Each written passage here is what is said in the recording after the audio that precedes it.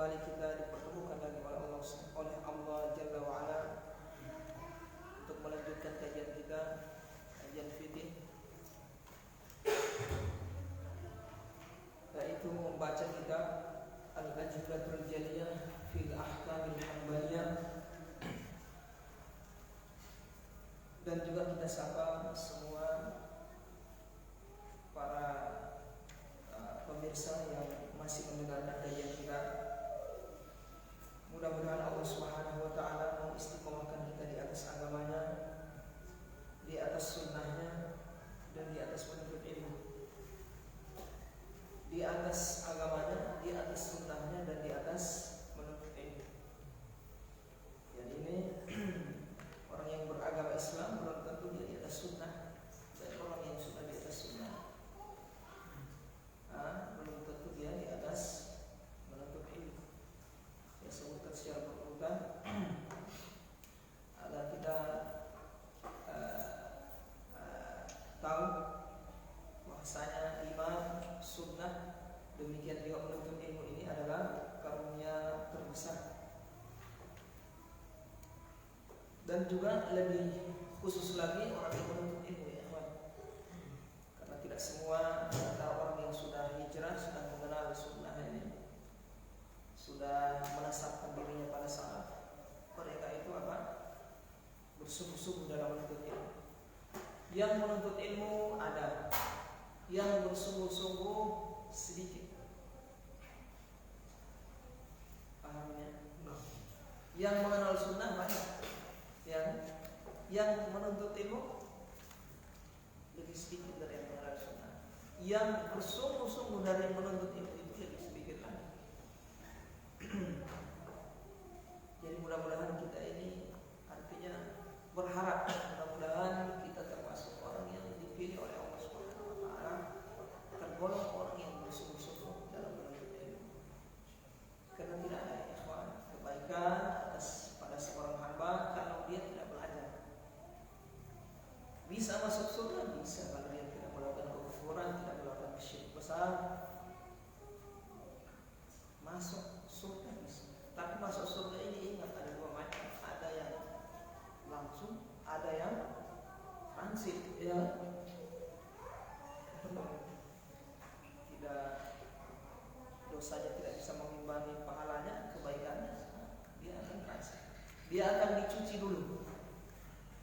Pasti akan dicuci. Kenapa? Karena tidak akan masuk surga kecuali orang yang sudah bersih. Jadi kita bersihkan hati kita di dunia sebelum Allah membersihkan kita di akhirat. Baik, ikhwan.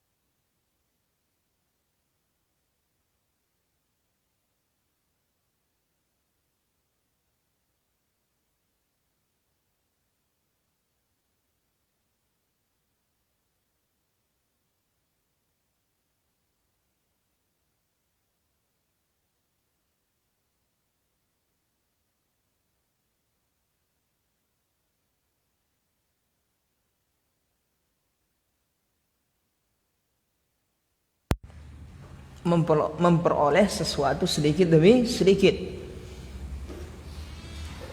ya. Jadi ta'allama artinya belajar, ta'allam mempelajari, belajar sedikit demi sedikit, tidak bisa langsung. Jadi harus belajar, ya ikhwan, harus belajar terus. Hah? Bukan saya tidak mau jadi ustadz. Emang nanti mau jadi ustadz baru belajar. Belajar ini supaya tujuannya mensucikan orang hati, amalan suci, hati suci, amalan suci, masuk surga. Yauma la yanfa'u malu wala banun. Suatu hari yang tidak bermanfaat harta dan anak-anak. Illa man atallaha biqalbin salim. Kecuali orang yang mendatangi Allah, berjumpa dengan Allah dengan hati yang, kondisi hati yang salim, selamat, bersih. Nah, ini yang akan kita bawa. Tayyib. Jadi bukan tujuan cuma supaya jadi ustaz. Alhamdulillah kalau jadi, alhamdulillah, artinya hadiah itu. Tapi bukan tujuan utama. Iya. Kita luruskan lagi niat kita. Belajar itu yang pertama untuk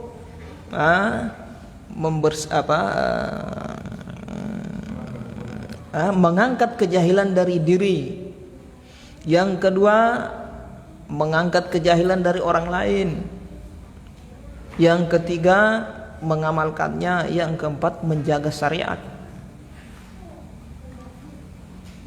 Ini kalau ini kosong di dalam hati seorang penuntut ilmu, dia akan malas belajar. Malas belajar. Untuk apa belajar? Yang penting kita ini tidak melakukan kesyirikan, tidak melakukan kekufuran, insya Allah masuk surga. Paham di sini? Iya, masuk surga ada dua macam. Masuk surga yang mana itu maksud? Kalau sekedar muslim masuk surga. Tapi supaya untuk bisa masuk surga langsung, ingat, hati harus bersih. Bagaimana hati bersih, amalan bersih? Tidak ada lain kecuali dengan ilmu. Dengan ilmu. Kemudian juga ya ikhwah, yang saya ingatkan,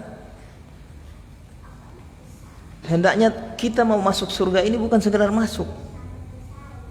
Yang pertama, masuk kita ini jangan melalui neraka. Yang kedua, supaya dapat kedudukan di surga. Surga kan bertingkat-tingkat. Jangan loyo. Saya yang penting masuk surga biar cuma pada di dasar. Jangan. Kalau tapalisi susah. Ya kan? Kalau mau berangan-angan, yang bagus, yang tinggi. Kalau untuk akhirat yang tinggi. Saya ingin masuk surga Firdaus. Semangat. Kalau tapalisi tidak terlalu jauh. Tapi kalau semangat cuma dibawa, tapalisi kemana? Waliyatubillah. Baik, jangan. Taib, semangat ya ikhwan. Tidak ada untuk memperkuat keyakinan kita, supaya bisa melawan syubhat, syahwat dengan ilmu ya ikhwan. Perkuat supaya kuat keyakinan, kuat iman dengan ilmu. Taib. Apalagi di zaman kita ini yang zaman yang kita sudah dikepung dengan berbagai macam fitnah, syubhat dan syahwat. Syahwat tidak usah ditanya, bukan cuma di luar rumah, di dalam rumah kita sendiri syahwat menyerang kita. Di tangan sendiri ada itu.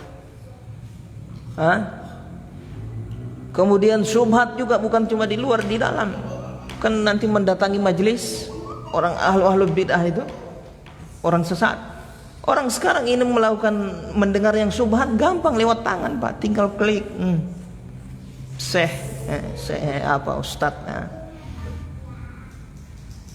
ya kan, tinggal klik. Kagak, ini rupa gagah, bukan. Bukan. Kagak dengar. Dengar. Sebentar kena sobat, selesai. Susah dihilangkan. Hati-hati. Jangan dengar kecuali dari ahlus sunnah ya ikhwan. Jangan dengar dari ahlul bid'ah. Memang kebenaran dari siapapun harus kita terima. Cuma kalau antum mau menimba ilmu, jangan sembarang orang.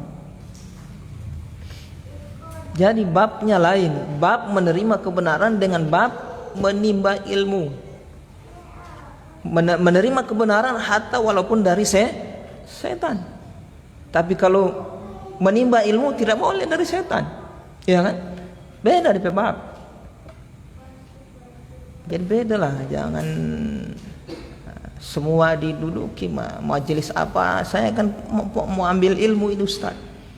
Jangan ta'assub fanatik Ustaz. Semua ilmu diambil Ustaz. Biar yang dari ambil ilmu dari lewat goa apa, saya ambil lebih ilmu Ustaz. Ya, kenapa? Kan ambil baiknya, buang buruknya. Yang baik kan masih ada lebih baik ini Ustaz.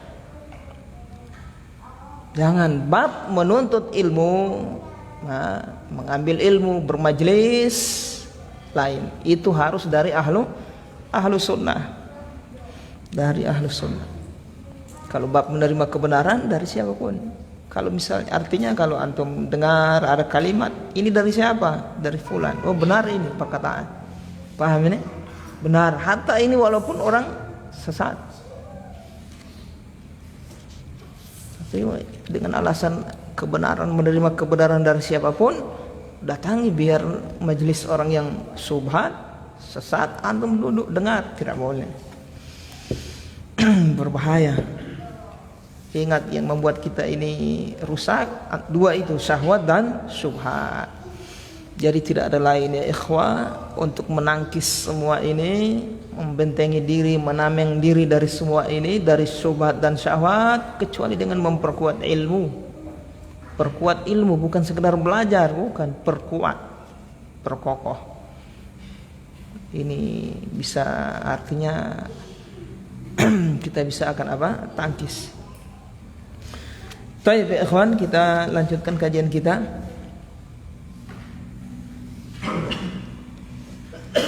Yang sebelumnya sudah paham ya tentang syarat sah solat. Ada berapa syarat sah solat kemarin? Bukan 10. Berapa Anas?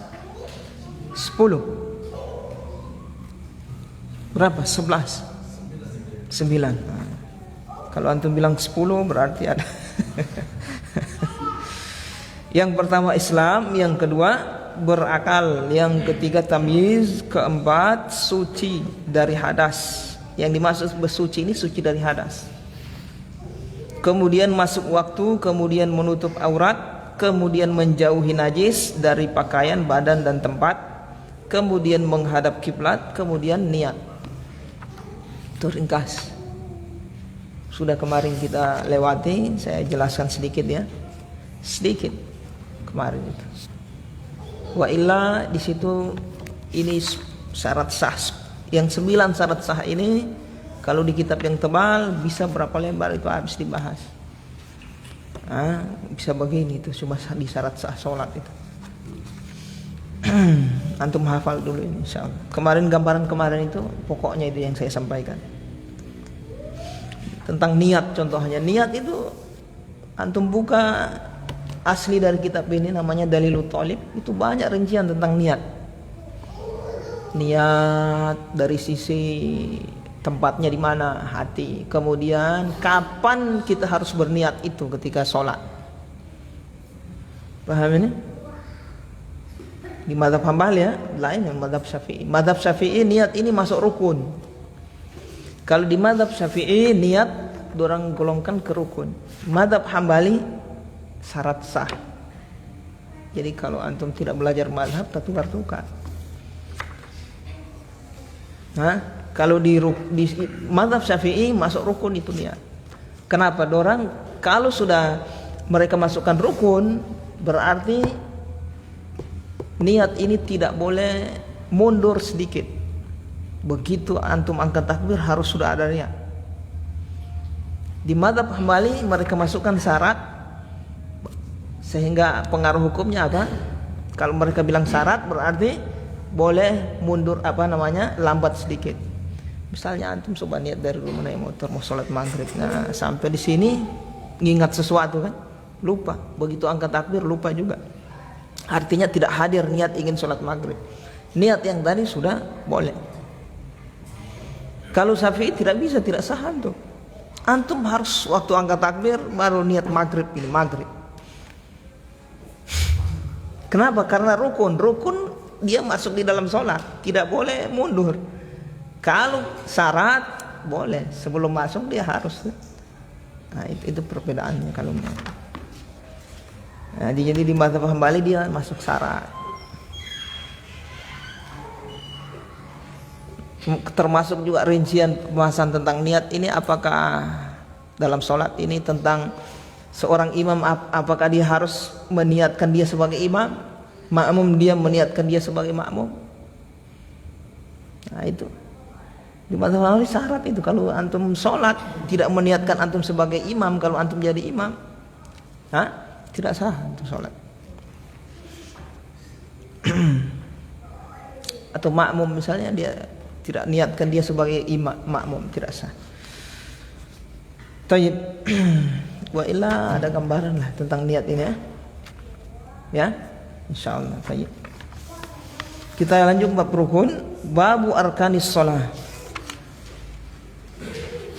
Yang pertama dari rukun salat ini, di rukun salat kata beliau arkanus sholati arba'ata asyara ruknan. Arba'ata asyara ruknan. Arba'ata asyara, kenapa di fathah? Coba siapa ini? Siapa ini? Utsman. Arba'ata asyara, kenapa di fathah? Arba'ata asyara. Ada kitab? Arkanus sholati arba'ata asyara. Kalau ruknan kemarin sudah tahu dijawab tamyiz. Nah, arba'ata asyaranya itu kenapa di fathah? Mabni. Iya mabni. Alhamdulillah. Baik. Jadi arba'ata asyara dia mabni. Mabni di atas fathah. Kalau mabni berarti fi mahalli apa? Coba siapa yang jawab? Mabni berarti dia fi mahalli apa ini? Siapa? Satria coba. Arkanus sholati arba'ata asyara ruknan. Arba'ata asyara di fathah, di Utsman jawab tadi apa? Sebagai dia mabni alal fathi. Mabni alal fathi, tapi dia sebagai apa kedudukannya itu?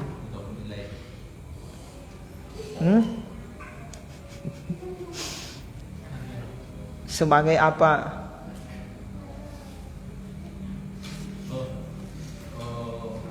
Khobar. Begitu dong, cepat. Arba'ata asyara fi mahalli raf'in khobar. Arba'ata asyara dia mabni tapi kedudukannya sebagai khobar. Khobar dari arkanus shalah.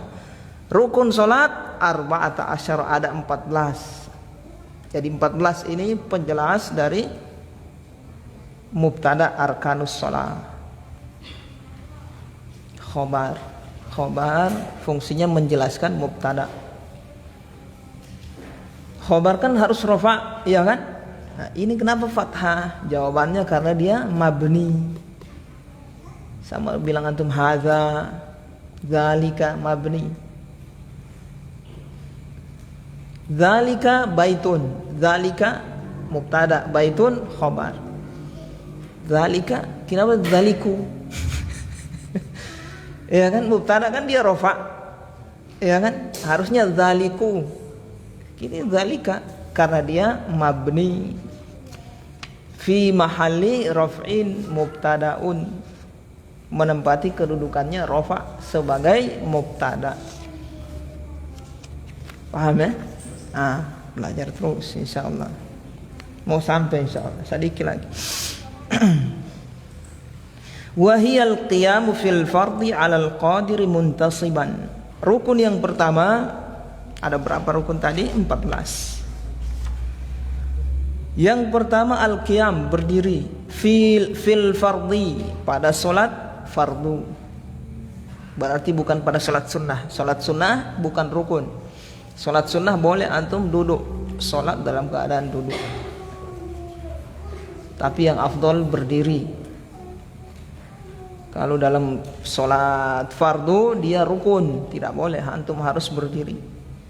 Kecuali alal qadir, bagi orang yang mampu. Berarti kalau yang ada udzur, duduk. Tidak mampu berdiri ya duduk.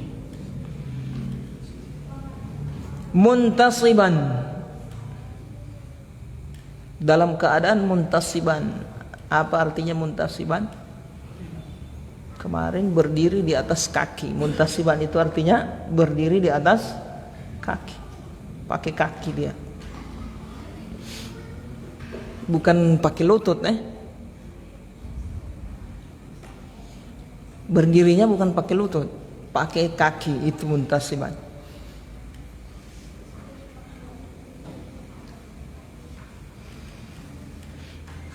Tayyib. Kemudian kemarin ada penjelasan tentang berdiri ini. Kadar yang sah dari sisi lamanya, dari sisi lamanya, zaman waktunya untuk dikatakan sah dia berdiri. Berdirinya cukup sekadar membaca takbiratul ihram dan surat Al-Fatihah. Takbiratul ihram dan surat Al-Fatihah itu di rakaat pertama. Kalau rakaat kedua cukup dengan surat Al-Fatihah. Jadi kalau orang berdiri dia tidak baca Al-Fatihah, berarti tidak sah berdiri. Paham di sini ikhwan?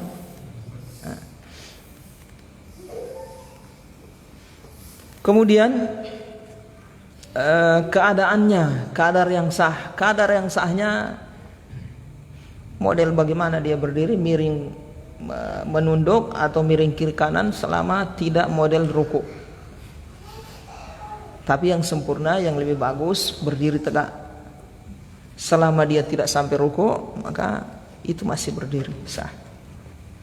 Kemudian wa takbiratul ihrami. Rukun yang kedua takbiratul ihram. Takbiratul ihram. Apa kemarin takbiratul ihram? Ucapan Allahu Akbar. Ketika ingin masuki solat, awal masuk solat mengucapkan Allahu Akbar, itu takbiratul ihram. Ucapannya yang takbiratul ihram ya, bukan gerakan tangan angkat di angkat tangan itu sunnah, bukan rukun.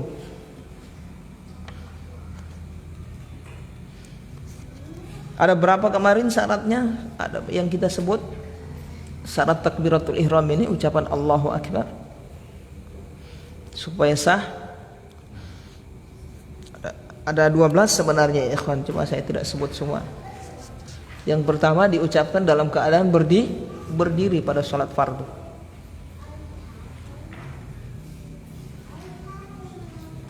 Kalau dalam sholat sunnah ya duduk. Dalam keadaan berdiri.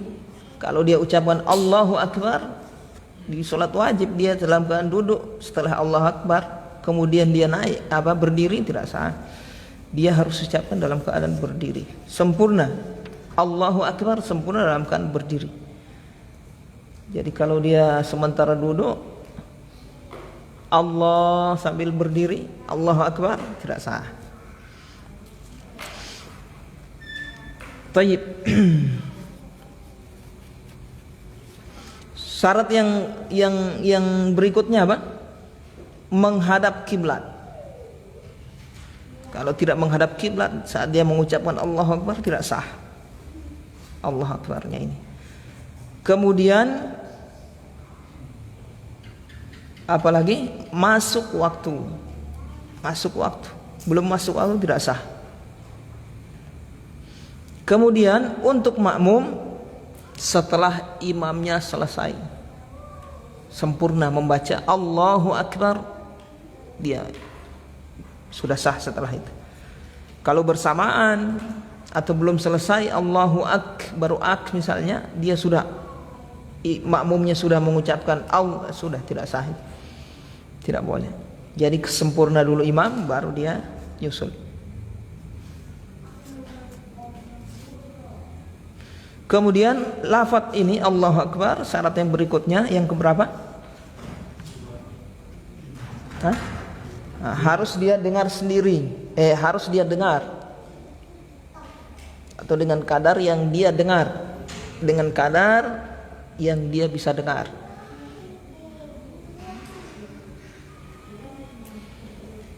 Nah, kalau cuma sekedar gerak mulutnya tidak ada suara sama sekali, tidak sah.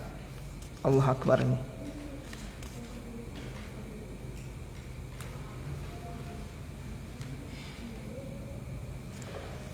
Sudah berapa semua? Hah? 5. Baik. Kemudian dari sisi lafaz juga harus, termasuk syaratnya harus kemarin apa? Tidak memanjangkan alif, tidak memanjangkan apa? Hamzah atau alif di awal. Jangan Allahu Akbar tapi pendek. Kemudian ba-nya juga tidak dipanjangkan. Allahu Akbar tidak sah.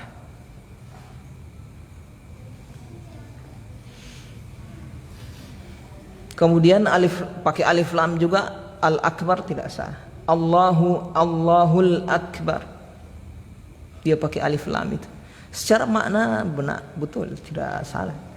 Allahul akbar, Allahu al-akbar itu pakai alif lam begitu. Secara makna betul. Tapi tidak pernah disebutkan dalam hadis, dalam riwayat apapun, kata para ulama tidak boleh, tidak sah pakai alif lam. Lafaz ibadah ini. Baik. Kemudian kita masuk ke apa? Rukun yang ketiga. Wa qiraatul Fatihati murattaban wa fiha 11 tasydidatan.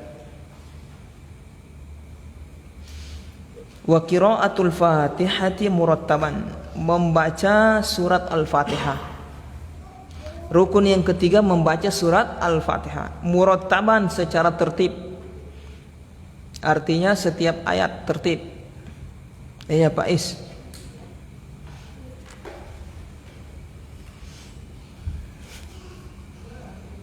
Mana Pak Is?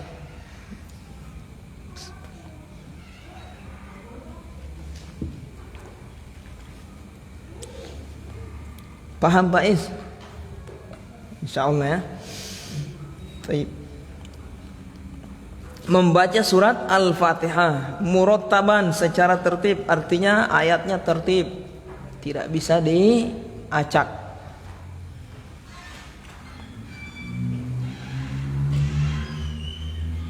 Wa fiha 11 tasydidatan. Dan pada surat Al-Fatihah ini ada 11 tasydid. Ada 11 tasydid. Ada 11 tasydid. Jadi kapan dia tidak tasydid, salah satunya saja tidak sah.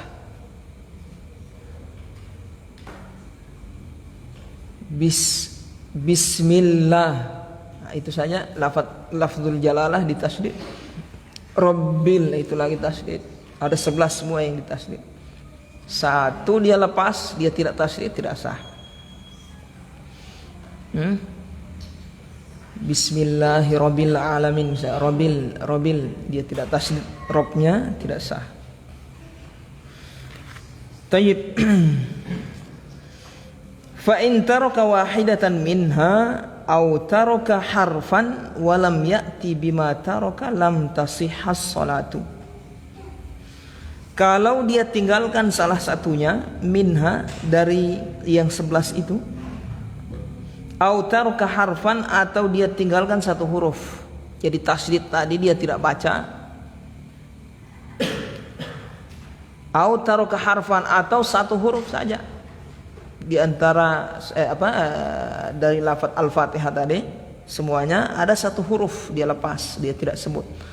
Alhamdulillahirabbil alamin. Apa yang kurang? Ya, harus alamin. Dia alamin tidak sah. Ada satu huruf berarti lepas. Alhamdulillahirabbil alamin. Alhamdulillahirabbil alamin. Nah, dia lepas lagi satu huruf. Matnya itu dia lepas, tidak sah. Thayyib.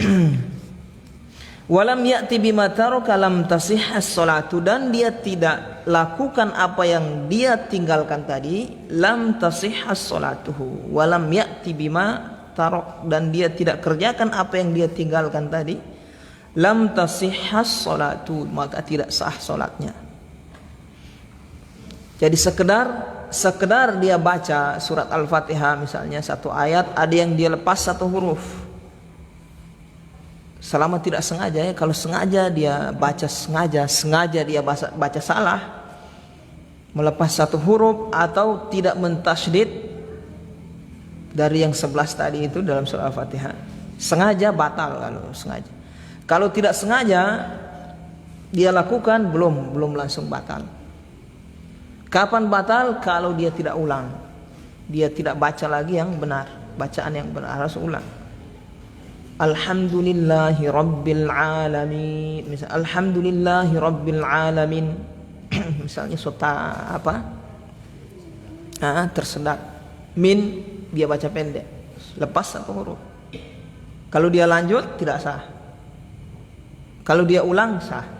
Jadi harus dia ulang lagi. Alhamdulillahi rabbil alamin, dia baca yang betul. Ini yang dimaksud walam ya'ti bima taraka lam tasihhas salat.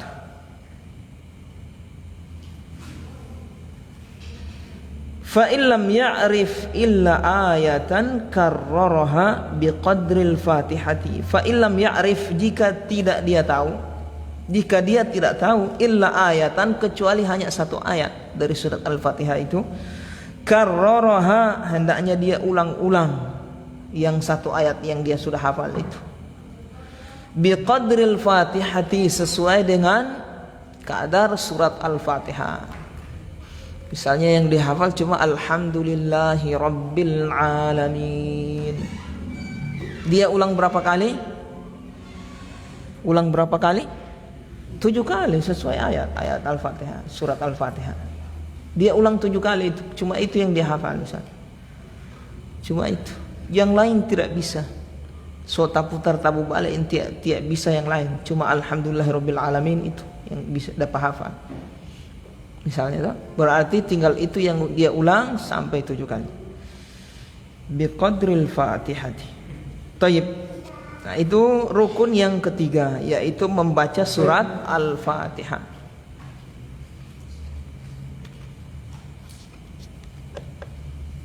Paham ini ikhwan? Tidak melepas satu huruf, tidak melepas salah satu huruf saja, apalagi lebih, tidak mengurangi tasydidnya, dan tidak melakukan kesalahan yang merubah makna. Kesalahan yang merubah makna. Iyaka dia baca iyaki. Hiki ini perempuannya. Iyyaki na'budu wa iyyaki nasta'in, dia baca ki misalnya, tidak sah karena merubah makna. Alhamdulillah, ha kecil dia baca hak besar, alhamdulillah, tidak sah, merubah makna, maknanya berubah. Waladdo, dia baca waladdal. Contoh di kampung biasa itu. Waladdallin, misalnya waladdallin, lain arti dalin dengan bolin. Ya Allah, tidak sah. Kemudian war ruku'u, masuk rukun yang keempat, ruku'.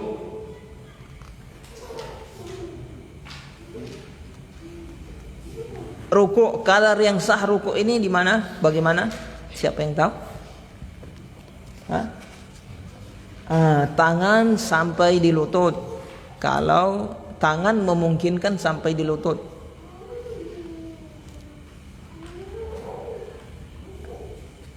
Kalau antum rukuk tangan sampai di lutut sudah sah itu.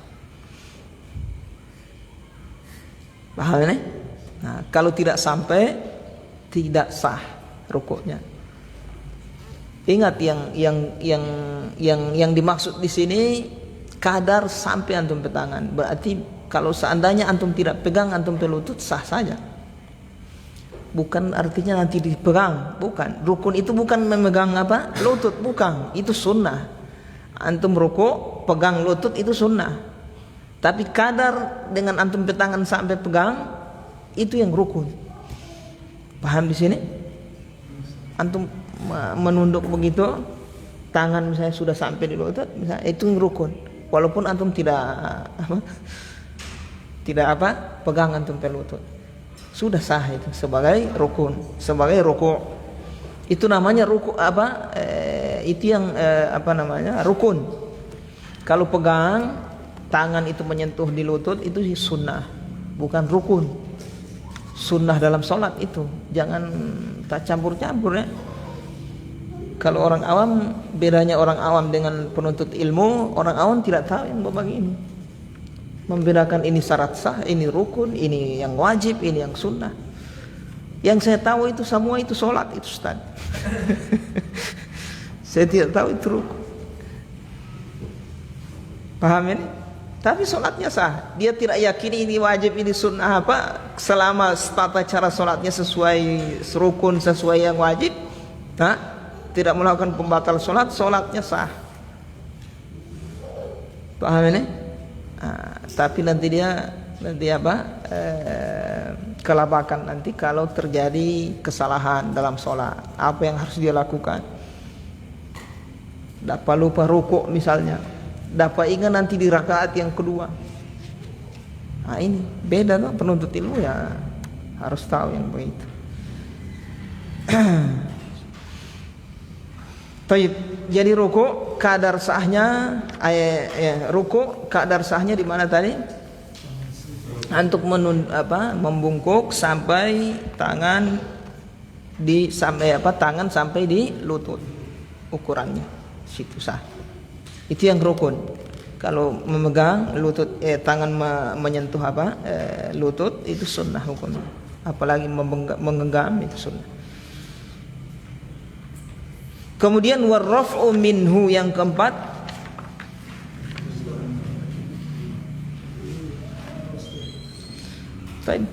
kadar itu kadar yang sah. Kemudian tumakninah di situ ya, itu yang kadar sahnya juga. Tumakninah antum di situ. Di mana? Di rukuk. Sebagian ulama di mazhab Hambali mengatakan dengan kadar antum baca satu kali subhana rabbiyal azim. Pas. Taruh antum rukuk subhana rabbiyal azim sudah sah. Kalau kurang dari itu tidak tumakninah itu tidak sah. Sekedar sampai terus langsung bangkit lagi. Itu pemandangan di bulan Ramadan banyak tuh. Baik, warraf'u minhu biqasdihi. Kemudian rukun yang kelima, rafa' minhu, bangkit darinya. Minhu, hunya kembali kemana? Ruku, bangkit dari ruku biqasdihi dengan tujuan bangkit dari ruku. Biqasdihi artinya dengan tujuan mau bangkit dari ruku. Itulah. Nah, ini yang rukun, bangkit dari ruku. Rukun yang kelima bangkit dari ruku. Ruku bangkit itu rukun lagi. Bangkit dari ruku itu rukun. Tapi di sini biqasdihi, beliau katakan biqasdihi berarti kalau dia bangkit bukan tujuan mau bangkit dari ruku tidak sah. Misalnya dapat lupa misalnya ingat apa atau terkejut dengan sesuatu sementara ruku tiba-tiba langsung babat berdiri. Sengaja tidak itu bangkit dari ruku, tidak sengaja berarti ya tidak sah. Jadi dia harus kembali lagi ruku, kembali dia baru dia niatkan dia bangkit dari ruku. Nah, Itu masuk biqasdihi, dengan tujuan, dengan niat untuk bangkit dari rukuk. Wal i'tidalu qa'iman, wal i'tidalu qa'iman. Kemudian i'tidal. Apa i'tidal? Setelah bangkit dia tegak berdiri.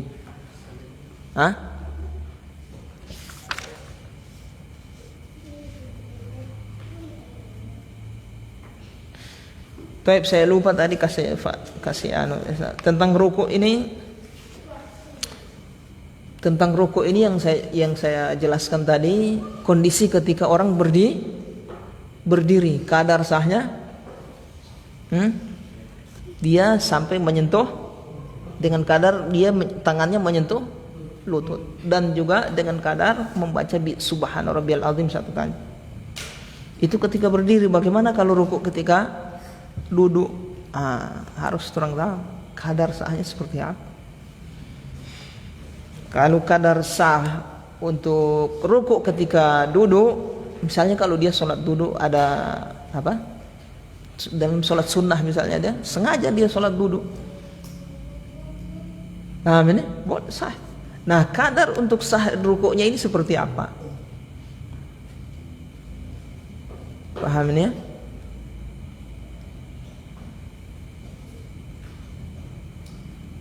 Atau dia misalnya ada udzur lah, tidak bisa berdiri. Kadar sahnya adalah wajahnya berhadapan dengan lantai yang ada di depan lututnya. Wajahnya ini berhadapan dengan lantai yang ada di depan lututnya. Kalau tidak sampai berhadapan, tidak sah. Tidak sah, dia tidak terhitung rukuk di dalam duduknya itu. Tidak sah, tidak terhitung rukuk. Paham di sini? Coba antum contohkan, siapa yang bisa contoh? Siapa, Pak Ari atau siapa? Coba Anas. Salat dalam keadaan duduk. Iya begitu. Coba antum rukuk. Sudah itu. Wajahnya sudah berhadapan dengan apa? Dengan lantai. Lantai yang mana? Bukan lantai yang di ini, lantai yang di depan lututnya, Kalau duduk di antara 2 sujud. Apa? Posisi duduk di antara 2 sujud, sholat dan keadaan duduk. Seperti itu. Berarti lebih rendah dari rukuk lagi kalau di antara 2 sujud. Duduk di antara sujud, rendah dari rukuk. Bagaimana? Seperti biasa. Seperti biasa. Berarti cuma rukuk ya. Ini rukuk ya. Begitu rukuknya. Sempurnanya itu. Artinya sedikit saja dari wajahnya sudah ada yang kena apa, berhadapan dengan apa ini? Lantai yang ada di depan lututnya, kadar yang depan depan lututnya. Paham ini sah. Lebih bagus, wajahnya lebih sempurna berhadapan begitu. Kalau sebagiannya sah. Kalau tidak ada yang berhadapan dengan itu, misalnya itu sedikit sekali kan itu. Tidak ada yang berhadapan, cuma begitu, saya tidak sah.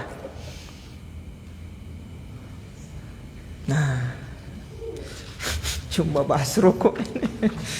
Tapi harus terang tahu kan ini rukuk ketika berdiri kan lain ketika duduk. Tayyib, lanjut. Hampir saya lupa. Tayyib. Kemudian yang keenam, i'tidal qa'iman. Al-i'tidalu qa'iman, bangkit dari rukuk kemudian i'tidal. Jadi kalau sekedar bangkit dia belum lurus, tidak, berarti ada rukun i'tidal yang dia tidak lakukan. Harus bangkit dari rukuk, dia harus lurus dulu, baru bisa sujud, turun sujud. Tayyib, itu rukun yang keenam. Kemudian rukun yang ketujuh, was-sujudu, sujud.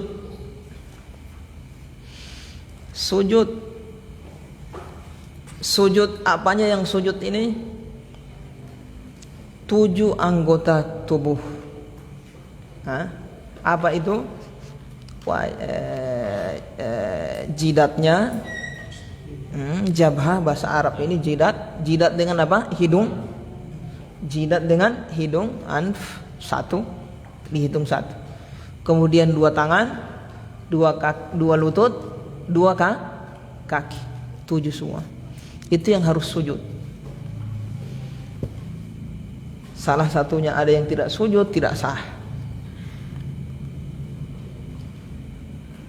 Terus kadar sahnya Ustadz sujudnya apa? Walaupun hanya sebagian dari anggota itu saja, tidak harus sempurna semuanya.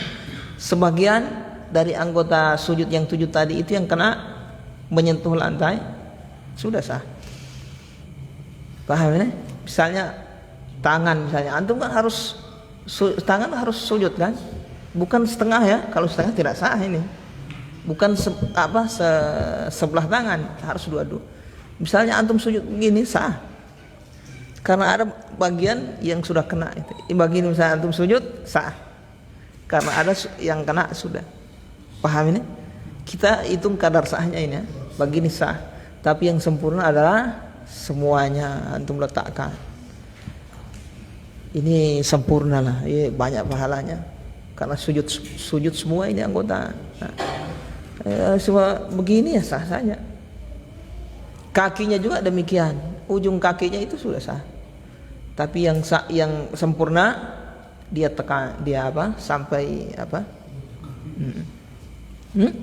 Ditindis, bukan tindis. Iya. Jarinya itu kena jari apa ini? Kakinya. Kena begitu. Paham di sini? Sama ini juga apa ini? Jidatnya sama hidungnya. Ada sebagian kecil saja sah sudah. Yang sempurna semuanya. Usahakan nempel semua, ini bagus, lebih sempurna. Antum cuma sepanggal sujud cuma setengah dia taruh begitu, sah sudah. Baik, paham di sini ya? Kita cerita yang kadar yang sah ini ya. Baik, kalau jidatnya, dahinya ini dan hidungnya misalnya tidak terkena lantai karena ada uzur, maka tidak wajib yang lain ditaruh. Misalnya antum tidak bisa untuk sujud langsung ke lantai itu, yang lain gugur. Jadi tidak wajib lagi antum taruh, antum tangan kasih sujud. Paham ini? Misalnya mau sujud kan tidak bisa, sakit apa. Jadi sujud cuma begitu. Jadi yang lain gugur. Jadi tak usah antum kasih sujud antum ke tangan. Paham ini? Kan sujud itu kan harus anggota tujuh yang tadi, ya kan? Jidat sama hidung satu, kemudian 2 tangan, 2 lutut dan 2 kaki. Baik. Kalau jidat dan hidung ini tidak mampu untuk sujud, maka yang lain gugur. Tidak wajib lagi antum kasih sujud. Warraf'u minhu, kemudian bangkit dari sujud. Ini juga rukun yang ke-8. Bangkit dari sujud. Kemudian wal julusu bainas sajadataini, duduk di antara 2 sujud. Duduk di antara 2 sujud, rukun.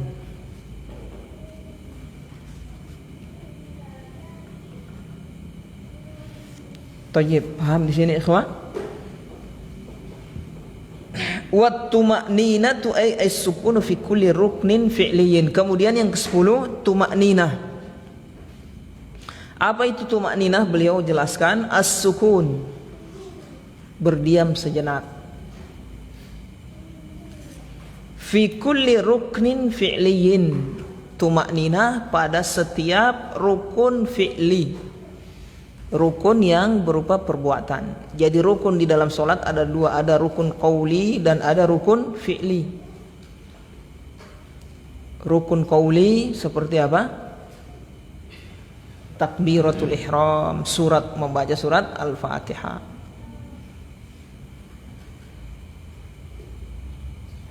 Ini tidak boleh tidak jelaskan ya. Membaca surat Al-Fatihah ini rukun Bagi siapa ya ikhwan? Bagi imam dan munfarid. Imam dan orang yang sholat sendirian. Jadi membaca surat Al-Fatihah rukun bagi imam dan orang yang sholat sendirian. Kalau makmum bukan rukun, sunnah. Jadi makmum sudah diwakilkan oleh si imam bacaannya. Bacaan Al-Fatihah bukan bacaan ruku, sujud apa, bukan, itu tidak diwakilkan itu oleh imam. Harus orang baca sendiri. Kalau Al-Fatihah sudah diwakilkan oleh imam. Sehingga hukumnya jadi sunnah sudah. Kalau kita baca sunnah. Tapi baca usahakan di saat imam sedang tidak membaca. Kalau imam sedang membaca, makruh antum membaca di belakang imam. Jangan. Tayyib. Paham di sini ya? Lupa saya tadi itu. Jadi surat Al-Fatihah itu rukun bagi imam dan munfarid. Imam dan munfarid. Munfarid artinya orang yang sholat sendirian, bukan bagi makmum.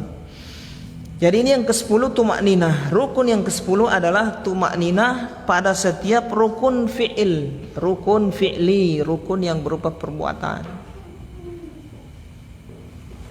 Harus tumakninah. Apa itu tumakninah? As-sukun, yaitu berdiam sejenak. Seperti ruku, berdiam sejenak. Nah, kadarnya apa? Baca bacaan subhana, kalau ruku subhana rabbiyal azim 1 kali. Sujud kadarnya subhana rabbiyal a'la 1 kali. Ya. Nah, itu so diam sejenak. Kalau tidak diam sejenak berarti tidak tumakninah, tidak sah. Itu tumakninah yang ke-10, yang rukun yang ke-10 harus tumakninah. Nah, ruku subhana rabbiyal azim 1 kali. Sudah, baru bisa pindah. Kurang dari itu tidak sah. Baru kena turun langsung pindah. Baru kena langsung naik. Belum sempurna lagi berdiri langsung sujud.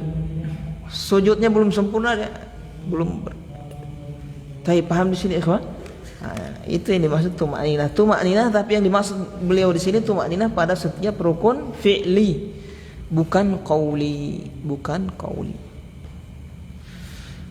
Kemudian wa tasyahhudul akhiru, kemudian yang ke-11 al-hadiya asyar, yang ke-11 wa tasyahhudul akhir, tasyahud akhir. Tasyahud akhir huwa Allahumma sholli ala Muhammad. Betul itu? Hah? Maksudnya sampai bacaan itu. Jadi tasyahud akhir at-tahiyyatu lillahi was-shalawat wat-thayyibat. Assalamu alayka ayuhan nabi wa rahmatullahi wa barakatuh. Assalamu alayna wa ala ibadillas shalihin. Asyhadu an la ilaha illallah wa asyhadu anna Muhammadan abduhu wa rasuluh. Allahumma shalli ala Muhammad. Sampai situ. Itu tasyahud. Paham ini yang rukun. Adapun sempurna, salawat antum baca sempurna sunnah. Ya. Allahumma sholli ala Muhammad itu yang rukun. Salawat pendek sekali itu yang rukun. Tayyib, di tasyahud ini ya. Ba'dal ityani bit tasyahudil awal, tasyahud akhir. Tayyib. Wa huwa Allahumma shalli ala Muhammad ba'dal ityani bit tasyahudil awal.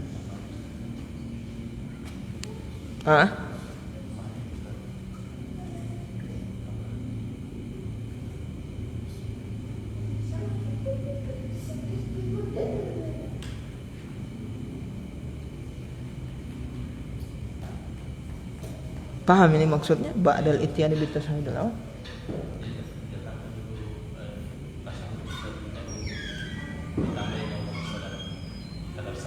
Nah, itu yang dimaksud.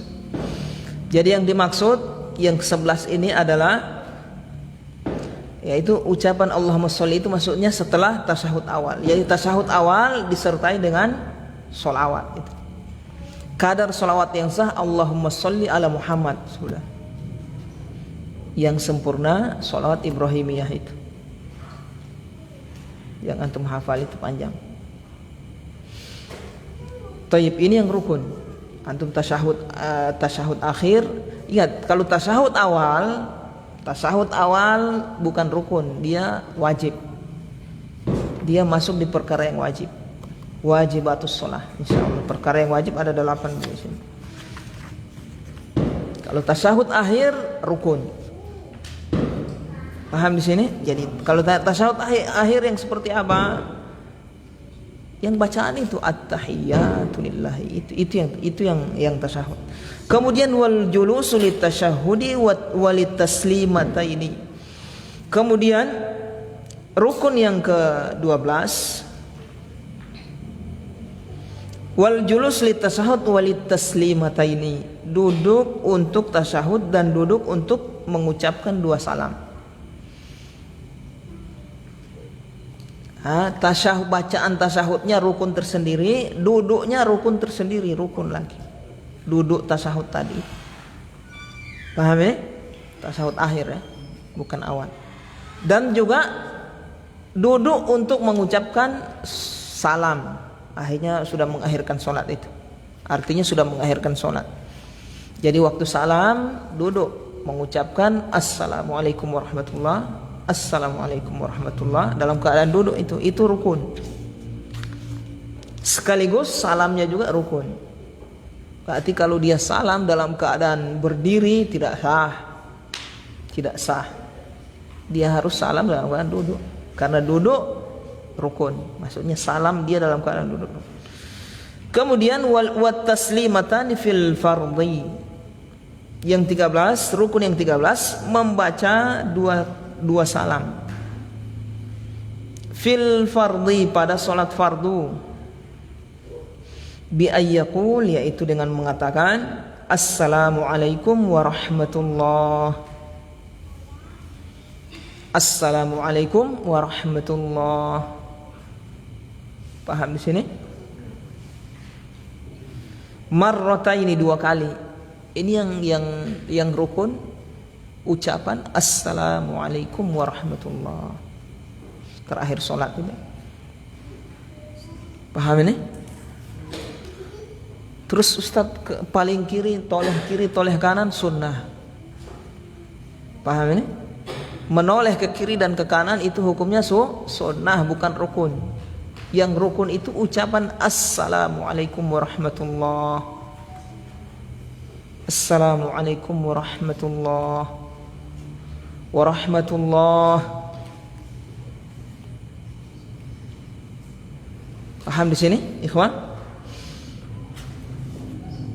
Ini pada solat fardu kata beliau. Pada solat fardu. Jadi 2 kali salam itu assalamualaikum warahmatullah, assalamualaikum warahmatullah, 2 kali baca itu rukun pada solat fardu.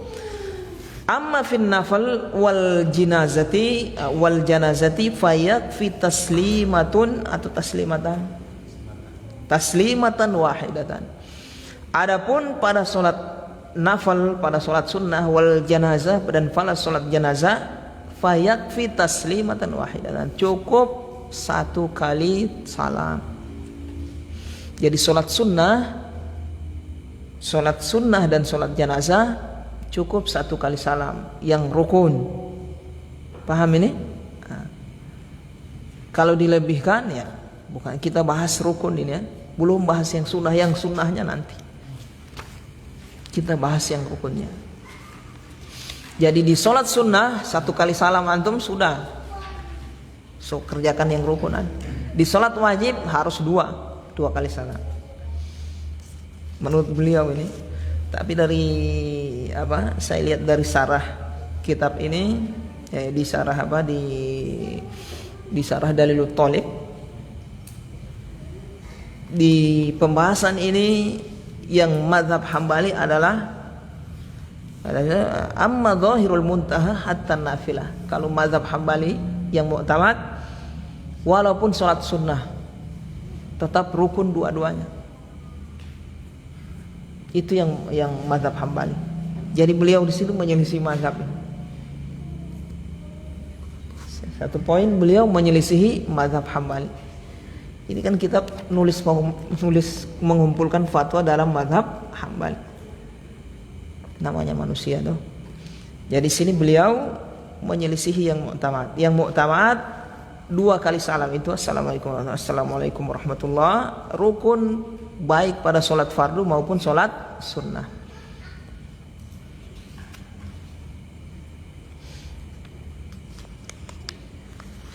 Baik. Kemudian yang 14 wa tartibul arkani kama dzukirat huna. Rukun yang ke-14 tertib dalam semua rukun. Tertib dalam rukun. Jadi dalam rukun yang 13 tadi itu harus tertib. Paham ya, ikhwan? Berdiri, ruku, bangkit dari ruku, sujud, bangkit dari sujud, duduk di antara 2 sujud, sujud lagi, bangkit lagi, begitu. Jangan diputar-putar, tidak sah. Itu rukun itu. Tertib di antara rukun. Kama dzukirat huna. Tertib di antara rukun sebagaimana yang tersebut huna di sini. Kama dzukirat huna sebagaimana yang tersebut di sini. Maksudnya ini yang beliau sebut ini, mulai dari 1, 2, 3, 4, 5, 6 sampai 13. Sudah sesuai susunan itu. Paham ya, ikhwan? Nah. Baik. Ada pertanyaan? Ada jalan itu ya?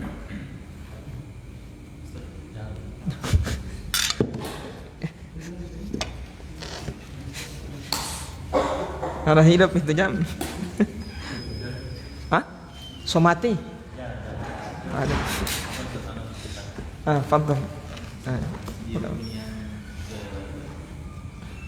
Bismillah.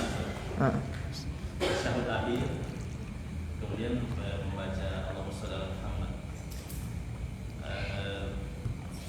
Berarti Ustaz, kalau misalnya imam sudah salam, yang lebih diutamakan kita ikut salam, yang penting sudah kita baca ini rukun, kita ikut salam atau ditambah lagi sampai sholawat Ibrahim. Misalnya sholawat Ibrahim belum selesai ya, baru imam sudah salam. Alhamdulillah, bagus pertanyaan. Taib, sholawat Ibrahimiyah hukumnya apa? Mengikuti imam. Selesai. Nah, jadi kalau imam sesalam, yang sunnah-sunnah kasih putus, antum ikut imam. Ada yang aneh sekali. DP imam sesalam dia masih bakal selesai DP doa apa semua. Baru baca yang panjang-panjang lagi. Jangan antum ikuti imam. Imam salam, antum langsung salam sudah. Yang penting yang wajib-wajib selesai. Jangan khusyuk. Kurang ngajar ini. Kurang ngajar ini imam. Biasa di dalam hati tuh kalau capat apa. Jangan. Antum harus ikuti imam lah. Paham di sini? Begitu juga ketika antum berdiri membaca surat Al-Fatihah. Kalau imam ruku jangan kasih selesai lah. Karena di dalam sebagai makmum surat Al-Fatihah hukumnya sunnah, mengikuti imam wajib. Kalau imam ruku ya kasih putus untuk bacaan. Ruku ikut imam. Innama ju'ilal imamu liyutamma bihi. Imam itu dijadikan imam supaya diikuti. Ini bahasa yang di belakang seolah-olah dia imam. Cuma memang ada adab bagi imam. Imam dimakruhkan kalau di mazhab Hambali, makruh imam melakukan salat yang salat yang menyebabkan makmum tidak sempat melakukan yang sunnah. Makruh itu imam seperti itu. Paham ini? Jadi sebagai imam antum perhatikan hak orang yang di belakang. Jangan terlalu cepat. Kalau antum terlalu cepat sehingga menyebabkan makmum antum tidak sempat mengamalkan yang sunnah, makruh hukumnya. Apalagi yang wajib tidak selesai dia. di Ramadan itu. Biar yang wajib itu orang tidak sempat. Tuh orang baru merukuk dia sujud. Laju sekali. Ya Allah. Ya, paham ya Pak Mugni? Alhamdulillah ya. Usman silahkan. Kalau yang ruku tapi tangannya sudah pegang betis itu sah? Bukan lutut lagi sudah betis. Sah saja. Sudah berlebihan itu berarti. Sudah berlebihan. Sudah berlebihan. Yang dituntutkan cuma tangan ini menggenggam atau memegang sampai di lutut, baru lu kasih lurus belakang, ya kan? Jadi sobat pegang apa betis. Sampai ada yang bercerita sama saya, Ustadz ini kenapa sholat soba sujud soruku model pegang di betis? Soalnya tadi malam saya ada mimpi Ustadz, orang pakai jubah putih, jenggot putih. Memang saya lihat dia waktu ruku Ustadz, BP tangan pegang apa ini? Pegang betis sampai di betis. Jadi itu yang saya ingin amalkan. Saya bilang la haula wala quwwata illa billah. Syariat ini sudah sempurna, akhi. Tidak boleh lagi cari-cari tambahan syariat, tambahan apa hukum-hukum syariat lewat apa? Lewat mimpi. Sesat, nanti tidak boleh. Terus kalau mimpi itu bisa kita ambil faedah dari mimpi, bisa kalau dari mimpi itu membuat antum apa? Misalnya antum berbuat dosa, mimpi disiksa, bangkit, antum takut, bertobat kepada Allah, iya. Paham ini? Tapi kalau mimpi di dalam kalau mimpi ada yang ngajarin zikir tertentu, sholat harus menghadap timur misalnya, supaya lebih khusyuk. Soalnya ada perubahan ini, insya Allah dunia sudah mulai berputar. Mimpi dia orang pakai jenggot surban, kasih tahu cara ritual-ritual tertentu apa yang menyelisihi apa yang sudah tertulis dalam hadis dalam Al-Quran, tidak bisa dipakai. Kalau sekedar arahan umum itu boleh. Membuat orang yang pendosa mimpi disiksa, bangun dia jadi bertaubat ya. Paham dia? Kalau mimpinya model syariat baru tidak boleh.